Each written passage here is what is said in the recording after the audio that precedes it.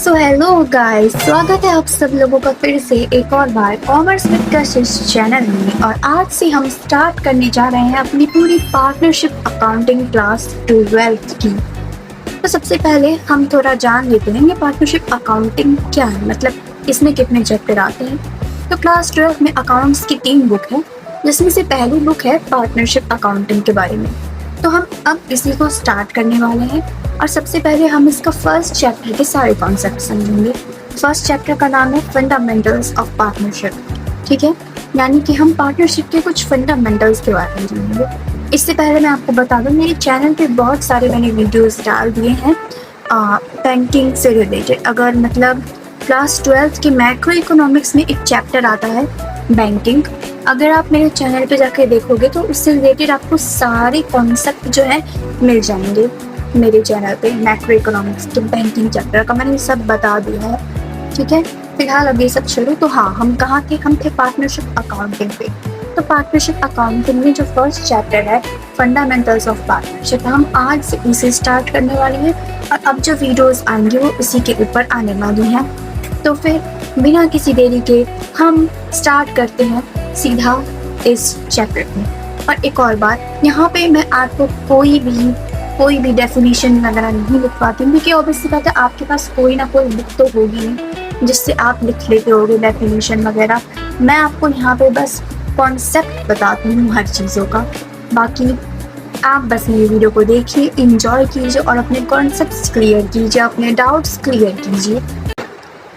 तो भाई, partnership accounting शुरू करने जा रहे हैं और अगर यही नहीं पता कि पार्टनरशिप क्या होती है तो क्या फ़ायदा फिर पार्टनरशिप अकाउंटिंग पढ़ने का? लालच है, फिर लालच है।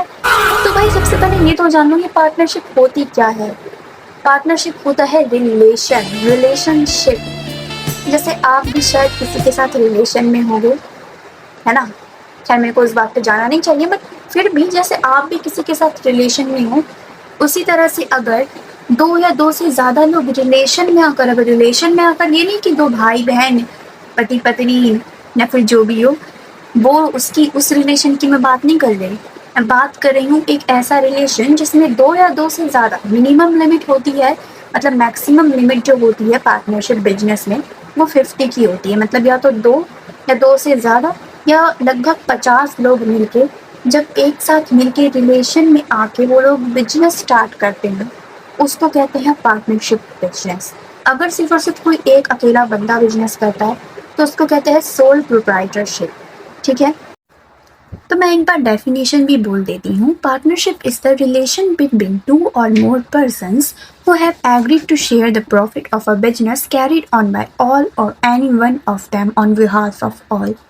ओके, तो पार्टनरशिप का मतलब आप लोगों को पता चल ही गया है। अब हम उसके कुछ फीचर्स के बारे में डिस्कस करेंगे। तो फर्स्ट फीचर है इसका, वो ये है कि ये एक ऐसा एसोसिएशन होता है जहाँ पे दो या दो से ज़्यादा लोग, मैक्सिमम लिमिट 50 होती है, इतने लोग मिलकर ही काम कर सकते हैं, जो मैंने भी आपको बताया भी था।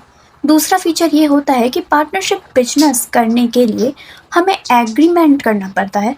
मान लो मैं और आप मिलके एक बिजनेस स्टार्ट करने वाले हैं, तो हमें एक दूसरे से उसके बारे में बात तो करनी होगी ना कि हमें बिजनेस में जो भी प्रॉफिट होगा उसमें से आपको इतना हिस्सा मिलेगा और मुझे इतना हिस्सा मिलेगा। आपको बिजनेस में इतने पैसे लगाने हैं, मुझे बिजनेस में इतने पैसे लगाने हैं। डिस्कशन तो हम दोनों को करनी पड़ेगी, तो इसी के लिए हम एग्रीमेंट बनाते हैं।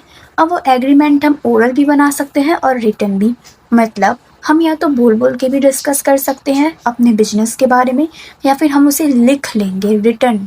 ठीक है, तो तीसरा फीचर ये है कि पार्टनरशिप बिजनेस लॉफुल होना चाहिए। लॉफुल का मतलब क्या कि बिजनेस में हम कुछ ऐसा ना करें जो कि कानून के खिलाफ हो। हमें कानून के अंदर रहकर ही अपना बिजनेस करना चाहिए।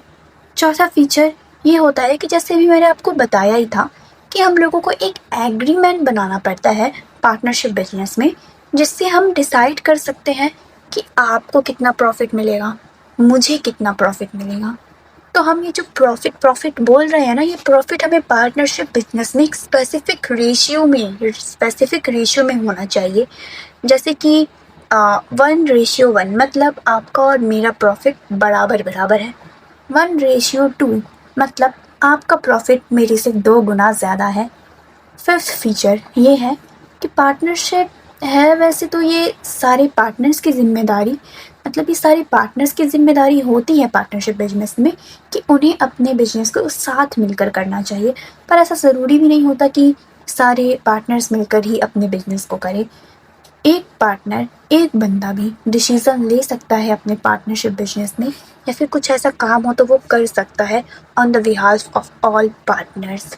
मान लो कभी कुछ ऐसी इमरजेंसी पड़ गई, मैं और आप बिजनेस, मतलब हम दोनों बिजनेस कर रहे हैं, और कभी कोई ऐसी इमरजेंसी पड़ गई जहाँ पे मैं अवेलेबल ना हूँ डिसीजंस लेने के लिए, वो काम करने के लिए, तो आप भी मेरी जगह वो काम कर सकते हो। इसमें कोई ज़रूरी नहीं है कि वहाँ पे हम दोनों का होना ज़रूरी है। कोई एक पार्टनर भी अगर उस समय उस वक्त मौजूद है तो वो बाकी सारे पार्टनर्स के जगह वो अपना पार्टिसिपेट कर सकता है, काम कर सकता है। और अब सिक्स्थ फीचर ये है पार्टनरशिप बिजनेस का कि कोई कंपलसरी नहीं होता कि पार्टनरशिप बिजनेस में हमें रजिस्ट्रेशन कराना ही पड़े। जब भी हम कोई बिजनेस खोलते हैं तो ऐसा ऐसे बहुत सारे बिजनेसेस होते हैं जो अपना रजिस्ट्रेशन करा लेते हैं, पर पार्टनरशिप बिजनेस में ये कंपलसरी नहीं होता कि हाँ उन्हें रजिस्ट्रेशन कराना ही है। हालांकि बेनिफिट्स बहुत होते हैं रजिस्ट्रेशन कराने के, बट वो अपनी एक चॉइस होती है। किसी का मन किया तो वो रजिस्ट्रेशन करा सकता है, किसी का मन नहीं किया तो वो नहीं भी कराएगा। अगर उस बिजनेस ने रजिस्ट्रेशन करा लिया है तो मतलब उसे इन द फ्यूचर बहुत ज़्यादा ही बहुत सारे बेनिफिट्स मिलते हैं। ठीक है, अब हम 7वां फीचर पढ़ेंगे। तो 7वां फीचर ये है कि मान लो कल को मेरा मन किया कि मैं अपनी दोस्त को भी पार्टनरशिप बिजनेस में एक पार्टनर बना लूँ। अब मैंने अपने बिजनेस स्टार्ट किया है तो ज़रूरी तो नहीं है ना कि मरते दम तक उस बिजनेस में हम दोनों ही रहे, बीच में कोई न्यू पार्टनर आ सकता है ना। तो मेरा मन किया कि मैं ना अपनी दोस्त को पार्टनरशिप बिजनेस में लाना चाहती हूँ। मैं उसे इस बिजनेस का पार्टनर बनाना चाहती हूँ। लेकिन आपको कहीं ना कहीं इससे दिक्कत है, आपने बोला नहीं, हमारे बीच हम दोनों के बिजनेस में, और आपको मेरी दोस्त नहीं पसंद है, आप उसे कहते हो कि नहीं मेरे को ये सही नहीं लग रही है, क्या पता कल को बिजनेस में लॉस हो जाए या फिर कुछ भी, आपने मना कर दिया, तो मैं अपनी उस दोस्त को पार्टनरशिप बिजनेस में नहीं ला सकती हूँ।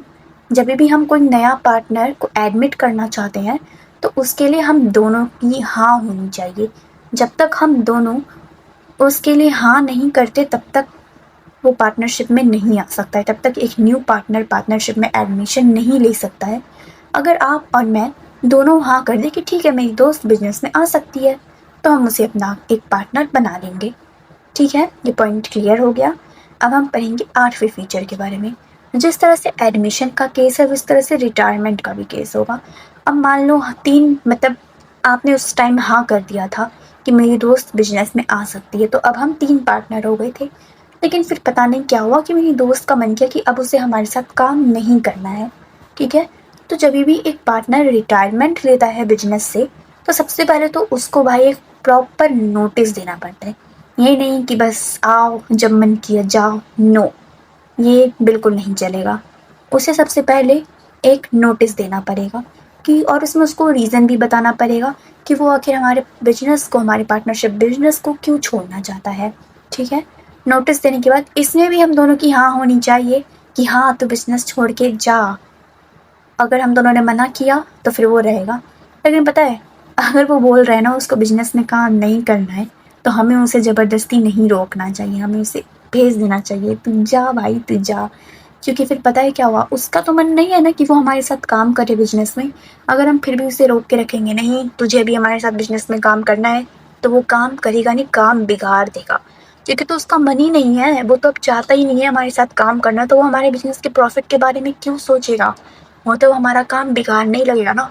तो ऐसा ही होता है, अगर बाई चांस कभी कोई पार्टनर मना कर देता है जाने के लिए उस रिटायरमेंट वाले पार्टनर को, तो वो पार्टनर ऐसी ऐसी हरकतें करता है ना कि एट द एंड बोलना पड़ता है प्लीज़ भाई आप जाओ हमारे बिजनेस से, प्लीज़ जाओ।